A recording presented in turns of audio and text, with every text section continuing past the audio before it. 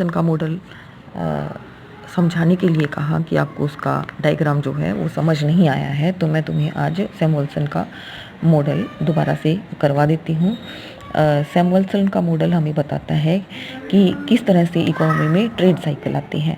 तो ये trade cycle क्या है? ट्रेड साइकिल है कि इकोनॉमी में कभी कीमतें कम हो रही होती हैं, कभी कीमतें बढ़ रही हैं, तो इसको ट्रेड साइकिल कहा जाता है। तो सैमुअल्सन ने इसको डिफ़ाइन किया है कि क्यों इकोनॉमी में कभी कीमतें बढ़ रही हैं, कभी कीमतें कम हो रही हैं। तो सैमुअल्सन कहता है कि इसका जो ट्रेड साइकिल का रीज़न है वो है मल्टीप्लायर और एक्सेलरेटर। इन दोनों एक साथ इकोनॉमी में काम कर रही होती हैं, जिसकी वजह से ट्रेड साइकिल आती हैं। तो पहली है मल्टीप्लायर। मल्टीप्लायर क्या है?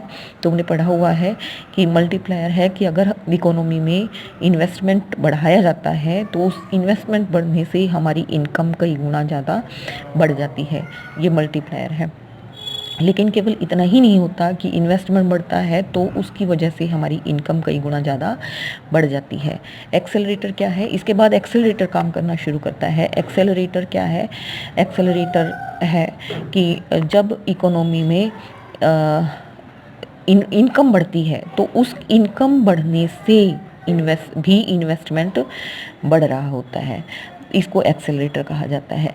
तो मल्टीप्लायर क्या है? इन्वेस्टमेंट बढ़ने से इनकम का, इन्वेस्टमेंट बढ़ता है तो प्रोडक्शन बढ़ता है, प्रोडक्शन बढ़ता है तो इनकम बढ़ती है। लेकिन जब हमारी इनकम बढ़ती है तो हमारा कंजम्पशन बढ़ता है, कंजम्पशन बढ़ता है तो फिर प्रोडक्शन बढ़ता है, प्रोडक्शन बढ़ता है तो इन्वेस्टमेंट बढ़ता है। इसको, ये एक्सेलरेटर है। तो एक बार जब मल्टीप्लायर काम करना शुरू कर देता है उसके बाद एक्सेलरेटर काम करना शुरू कर देता है। तो सैमुअल्सन की मॉडल में इन दोनों को इंक्लूड किया गया है, मल्टीप्लायर भी और एक्सेलरेटर भी, कि दोनों किस तरह से इकोनॉमी में काम करते हैं। सैमुअल्सन ने इसको एक टेबल और डायग्राम से इस चीज़ को समझाया है कि ट्रेड साइकिल किस तरह से आते हैं इकोनॉमी में मल्टीप्लायर और एक्सेलरेटर की वजह से। तो सैमुअल्सन ने कहा कि हम अगर किसी समय पर हम लोगों को इनकम का अनुमान लगाना है तो हम लोगों को नेशनल इनकम का पता कैसे लगा सकते हैं? टी समय पर। उन्होंने कहा टी समय पर इनकम का अगर हमें पता लगाना है तो हम लोग कैसे पता लगा सकते हैं? हम टी समय पर गवर्नमेंट ने कितना खर्च किया, प्लस टी समय पर कंजम्पशन कितना हुआ, प्लस टी समय पर इन्वेस्टमेंट कितना हुआ, इन तीनों को जोड़ करके हमें उस समय की इनकम का पता लग जाता है। तो सबसे पहले जो है सैमुअल्सन ने ये इनकम का पता लगाने के लिए ये इक्वेशन दी है। इस इक्वेशन में जो सी टी है ये है टी समय का कंजम्पशन। अब टी समय का कंजम्पशन का हम कैसे पता लगा सकते हैं? टी समय का कंजम्पशन है एल्फा इंटू वाई T-1 समय की इनकम। अब इस इक्वेशन में कि हमें टी समय पर कितना कंजम्पशन है इसका हम इससे पता लगा सकते हैं। अब ये क्या है? ये वाई टी तो होता है, वाई टी है टी समय पर इनकम, और वाई T-1 है कि पिछले समय की, इस जो टी समय अब का समय है उससे पिछले समय की इनकम। अगर हम YT-2 कर दें तो ये होगा पिछले साल की इनकम। YT-3 कर दें तो ये होगा पिछले साल की इनकम। ठीक है, तो ये है तो ये क्या कहते हैं कि कंजम्पशन, टी समय का कंजम्पशन किस पर डिपेंड करता है? ये आज की इनकम पर डिपेंड नहीं करता बल्कि पिछले साल की इनकम पर डिपेंड करता है। अल्फा क्या है? अल्फा है MPC, कि हमारी उपभोग करने की टेंडेंसी कितनी है। जैसे MPC तुमने पहले भी किया हुआ है, MPC इज इक्वल टू होता है delta C by delta Y, की हम आई का कितना भाग कंज्यूम करते हैं, ये MPC है। अगर MPC की वैल्यू है 0.8 तो इसका मतलब है हम अपनी इनकम का 80% कंज्यूम करते हैं। अगर इसकी वैल्यू है 0.6 तो इसका मतलब है हम अपनी इनकम का 60% कंज्यूम कर रही हैं। तो ये अल्फा है MPC, Y T minus one है पिछले साल की इनकम।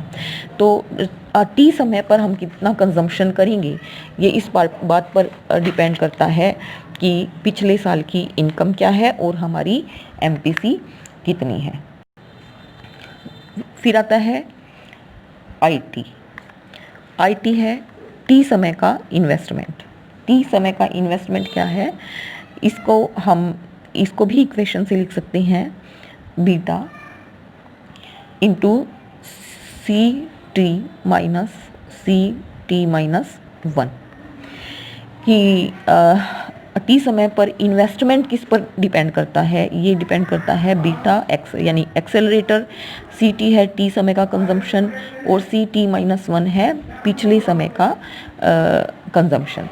तो अब का कंजम्पशन माइनस पिछले समय का कंजम्पशन, उन दोनों का डिफरेंस, और उसको हम एक्सेलरेटर से मल्टीप्लाई कर दें तो ये आएगा हमारा,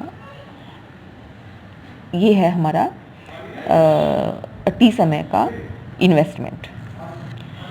तो ये सी टी है, ये आई टी है, और इसने सैमुअल्सन ने मान लिया है कि जो जी टी है यानी टी समय पर गवर्नमेंट का एक्सपेंडिचर 1 के बराबर है, यानी कि गवर्नमेंट टी समय पर 1 करोड़ का इन्वेस्टमेंट कर रही है, इसकी वैल्यू 1 मान ली है। तो अब अगर हम इन वैल्यूज़ को इस इक्वेशन में पुट कर दें तो हमारी इक्वेशन क्या बनेगी, Y T is equal to G T plus C T की जगह हम ये लिख सकते हैं alpha Y T minus one is plus I T की जगह हम ये लिख सकते हैं beta C T minus one. अब एक चीज़ और है कि यहाँ पर सी टी है, अब इस वैल्यू को एक समान बनाने के लिए हम इस इक्वेशन में सी टी की जगह है सी टी की वैल्यू पुट कर सकते हैं। तो ये इक्वेशन बन जाएगी I T is equal to beta, C T की वैल्यू है alpha Y T minus one, यहाँ से minus C T minus one है क्योंकि ये तो पिछले साल की इनकम है, ये हमने ऐसे कैसे लिख दी। और अगर हमें पिछले साल की इनकम कंजम्पशन निकालना है तो हम क्या करेंगे, इसको पुट करते हुए alpha Y T minus two हो जाएगा, क्योंकि हमने पिछले साल की इनकम को निकालना है। तो वाई टी माइनस पिछले साल का कंजम्पशन उससे पिछले साल की इनकम पर डिपेंड करेगा, तो ये वाई टी माइनस टू हो जाएगा टी माइनस वन का कंजम्पशन निकालने के लिए। तो हम यहाँ पर इसकी जगह हम ये वैल्यू रख सकते हैं, तो हमारी इक्वेशन हो जाएगी Y T is equal to G T plus alpha Y T minus one plus beta C T, इसकी जगह हम लिख सकते हैं alpha Y T minus one minus alpha Y T minus two. अगर हम इस इक्वेशन को खोल दें तो हमारी इक्वेशन बनेगी Y T is equal to G T plus alpha Y T minus one plus beta alpha Y T minus one minus beta alpha Y T minus two. तो ये हमें इनकम का पता लगाने, 30 टाइम की इनकम इन सब पर depend करती है। अब है कि सैमुअल्सन ने बता दिया कि अगर हमें टी समय की इनकम का पता लगाना है तो हमें अगर इन सब वैल्यूज़ का पता है तो हम टी समय की इनकम का पता लगा सकते हैं। तो सैमुअल्सन ने आगे इसको ट्रेड साइकिल, सैमुअल्सन ने इस इक्वेशन की हेल्प से हमें ट्रेड साइकिल के बारे में बताया है कि ट्रेड साइकिल किस तरह से इकोनॉमी में आएंगे।